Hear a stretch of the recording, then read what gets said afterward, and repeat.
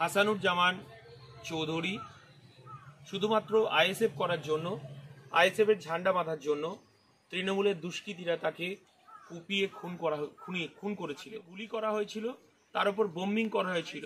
Indian secular ফ্রন্টের পক্ষ থেকে আমরা হাসানুজ্জামানের পরিবারের কাছে যারা এই ঘটনার সঙ্গে যুক্ত তাদেরকে আমরা শেষ দেখে ছাড়বো। হাসানুজ্জামানের তার স্ত্রীকে সেই সময় তার স্বামীকে বাঁচানোর জন্য এবং দুষ্কৃতীদের পায়ে জড়িয়ে হাহাকার করেছিল, আর্তনাদ করেছিল যে আমার স্বামীকে ছেড়ে দিন। দুষ্কৃতীরা সেদিন কিন্তু হাসানুজ্জামানের স্ত্রীর কথা শোনেনি। তার গর্ভাবস্থায় তার সন্তান ছিল, তাকে লাথি মারতে মারতে তার সন্তানটা পর্যন্ত নষ্ট হয়ে যায় এবং সন্তানটা অকালে প্রসব হয়ে মারা যায়। কি বলবেন, আজকের হাসানুজ্জামানের বাড়িতে আসলেন, আইএসএফ করার কারণে তাকে খুন করা হয়েছিল। আমরা এখন উপস্থিত হয়েছি দেগঙ্গা বিধানসভার কদম্বগাছি গ্রাম পঞ্চায়েতের উলা গ্রামে। সেই উলা গ্রাম 2021 সালের বিধানসভা নির্বাচনে আমাদের পার্টির সহযোদ্ধা হাসানুজ্জামান চৌধুরী শুধুমাত্র আইএসএফ করার জন্য, আইএসএফ এর ঝান্ডা বাঁধার জন্য তৃণমূলের দুষ্কৃতীরা তাকে কুপিয়ে খুন করেছিল। শুধু কুপিয়ে ক্ষান্ত হয়নি, তাকে গুলি করা হয়েছিল, তার উপর বোম্বিং করা হয়েছিল। এবং সেই যে নৃশংস হত্যাকাণ্ড 2021 সালে নির্বাচনের ফল ঘোষণার পরের দিনই, আজকে সেই 3 তারিখ আমরা পার্টি আইএসএফ এর ইন্ডিয়ান সেকুলার ফ্রন্টের পক্ষ থেকে আমরা হাসানুজ্জামানের পরিবারের কাছে এসেছি। তার বৃদ্ধা মা আজকে তার সন্তান হারানোর সেই যন্ত্রণা, বেদনা, কষ্টের কথা আমরা শেয়ার করতে এসেছিলাম তার কাছে সান্ত্বনা দেওয়ার কোনো ভাষা নেই। শুধু আমরা এটুকুই পরিবারের কাছে বলে গেছি, আইনের পথে চলবে। যারা এই ঘটনার সঙ্গে যুক্ত তাদেরকে আমরা শেষ দেখে ছাড়বো।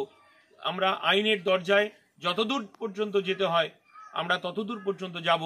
এই নৃশংস হত্যাকাণ্ড যারা ঘটিয়েছে, যতক্ষণ না পর্যন্ত তাদের শাস্তি হচ্ছে এবং যতক্ষণ না পর্যন্ত তাদের চরমতম শাস্তি পাচ্ছে, ততক্ষণ পর্যন্ত ইন্ডিয়ান সেকুলার ফ্রন্ট আমরা আইনের দরজায় আমরা আইনের লড়াইয়ে সে হাইকোর্ট হোক আর সুপ্রিম কোর্ট পর্যন্ত আমরা যাব। এই কথা আবার পুনরায় স্মরণ করিয়ে দিয়ে গেলাম। এবং হাসানুজ্জামানের তার স্ত্রীকে সেই সময় তার স্বামীকে বাঁচানোর জন্য এবং দুষ্কৃতীদের পায়ে জড়িয়ে হাহাকার করেছিল, আর্তনাদ করেছিল যে আমার স্বামীকে ছেড়ে দিন। দুষ্কৃতীরা সেদিন কিন্তু হাসানুজ্জামানের স্ত্রীর কথা শোনেনি। তার গর্ভাবস্থায় তার সন্তান ছিল, তাকে লাথি মারতে মারতে তার সন্তানটা পর্যন্ত নষ্ট হয়ে যায় এবং সন্তানটা অকালে প্রসব হয়ে মারা যায়। এবং এই যে মর্মান্তিক ঘটনা, এই মমতা বন্দ্যোপাধ্যায়ের, তিনি পুলিশ মন্ত্রী থাকাকালীন, মুখ্যমন্ত্রী থাকাকালীন এই যে নির্মম বর্বর হত্যাকাণ্ড 2021 বিধানসভা নির্বাচনের ফল ঘোষণার পরের দিন, আমরা বেদনাহত এবং আমরা চাই না এই রকম আর ঘটনা কোনো ঘটুক। তো আমরা এটুকুই আমি পরিবারের কাছে সান্ত্বনা দিয়ে গেলাম এবং এদের পরিবার আমার পার্টির পক্ষ থেকে যেটুকু আমাদের ক্ষমতা, যেটুকু সীমিত ক্ষমতা, আজকে তার পরিবারের পাশে তার বাচ্চাদের মুখে হাসি ফোটানোর জন্য কিছু সামগ্রী তুলে দিয়ে গেলাম।